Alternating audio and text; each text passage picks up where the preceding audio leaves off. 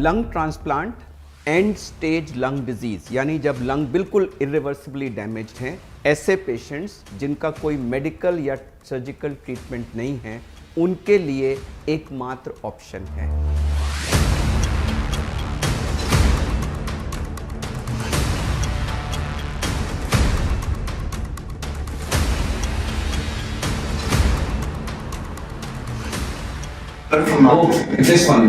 हाँ प्रकाश में कुछ अर्जेंट चीज है, मैं अभी आपको बाद में कॉल करूँगा। Thank you. So there's a donor arrived from Nagpur. Donor? 23-year-old male. 23. That's very young, Lal. Which From city is it? Nagpur. Okay. So let's call everybody. Dr. Bilal को बुलाओ, Dr. हर्ष को बुलाओ, Dr. Mohan और Dr. Sukhram को जल्दी से बुलाओ।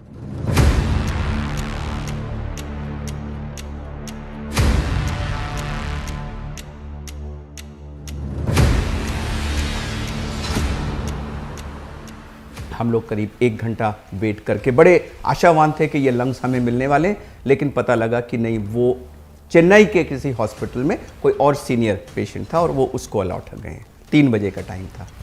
बुरा लगा, लेकिन ठीक है, जो सीनियर है उसको मिल जाएगा।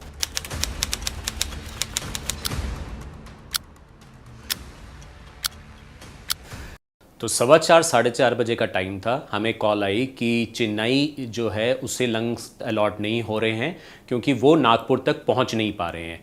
अब समय था लॉजिस्टिक्स को हमें सोचने का, तो हमने जब पता किया, देखा गया कि फ्लाइट जो यहाँ से है वो 7 बजे के करीब की है।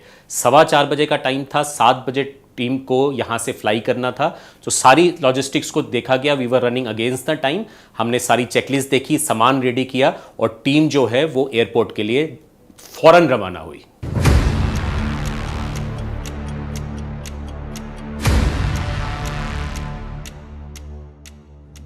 मैं इसमें इन्वॉल्व नहीं था क्योंकि मैं किसी प्रेयर मीटिंग में गया था और मेरा मोबाइल वहां साइलेंट पे था।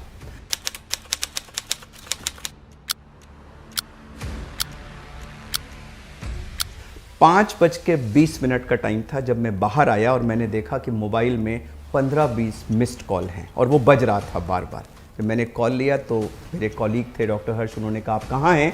मैंने कहा मैं लोधी कॉलोनी के पास हूँ, तुरंत आप एयरपोर्ट आइए, हमें 7 बजे की फ़्लाइट पकड़नी है। वो लंग्स हमको अलॉट हो गए हैं। So once we were allocated the lungs from the government, हमारी एक सर्जिकल टीम नागपुर गई डोनर का लंग्स रिट्रीव करने के लिए और दूसरी सर्जिकल टीम यहाँ पर रेसिपिएंट के ओटी की तैयारी करने लगी।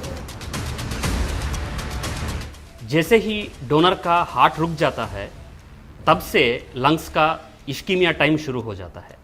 ये लगभग 6 से 8 घंटे का ड्यूरेशन रहता है, जिसमें लंग्स को डोनर की बॉडी से निकालना, उसको रेसिपिएंट हॉस्पिटल में ट्रांसफ़र करना और रेसिपिएंट की बॉडी में लगाना, ये सब कुछ हमें 6 से 8 घंटे के टाइम में हमें करना होता है।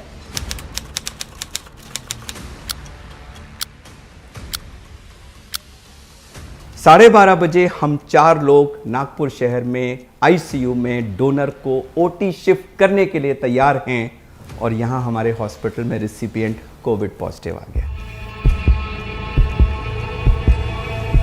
अनफॉर्चुनेटली जो हमारा पहला रेसिपिएंट आया वो कोविड पॉजिटिव आ गया था, but by luck we had another patient also जो सिमिलर मैचिंग क्राइटेरिया के थे। हमने उस दूसरे पेशेंट को इमीडिएटली हॉस्पिटल के अंदर लिया, सारी प्रिपरेशन स्टार्ट की ताकि जब हमारे पास एक्सप्लांटेड ऑर्गन आ जाए, लंग्स आ जाएं, तो उस लंग को लगाने में टाइम वेस्ट बिल्कुल ना हो और हम जल्द से जल्द रेसिपिएंट में नया लंग ट्रांसप्लांट कर पाए।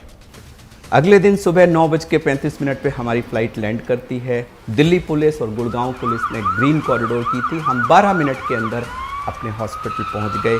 तुरंत वो लंग को लेकर के, आइस बॉक्स को लेकर हम ओटी में गए।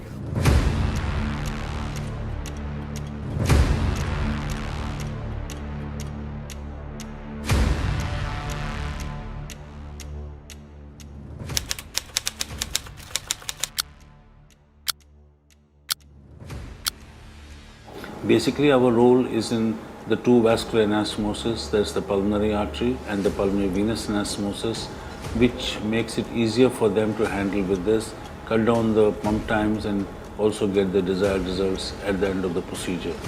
It's going to be a long-term solution for patients who have very extensive lung disease, and I'm sure with our help for the thoracic surgery team, we should be able to get the desired results.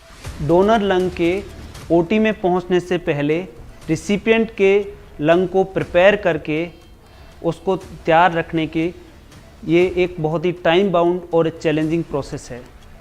तो ये जो सारी प्रक्रिया है जो पिछले दिन 2 बजे शुरू हुई और पूरे शाम रात पूरी रात को मिडनाइट ड्रामा करीब करीब 28 घंटे का ये नॉन स्टॉप एक एक मिनट के प्रेसिशन का ये पूरा का पूरा प्रोसेस होता है। ऑपरेशन एक छोटा सा पार्ट है उसका, बहुत अहम पार्ट है, टेक्निकली मुश्किल पार्ट है, लेकिन जो पूरा का पूरा प्रोसेस, इसमें कोई भी व्यक्ति अगर अपना रोल ना प्ले करे तो पूरी की पूरी चेन टूट जाती है। लेकिन खुशी इस बात की है कि इस सब के अंत में उस रिसिपिएंट को एक जीवन दान मिलता है, उसको एक नया लंग मिलता है और उसको न्यू ब्रेथ ऑफ लाइफ मिल जाती है।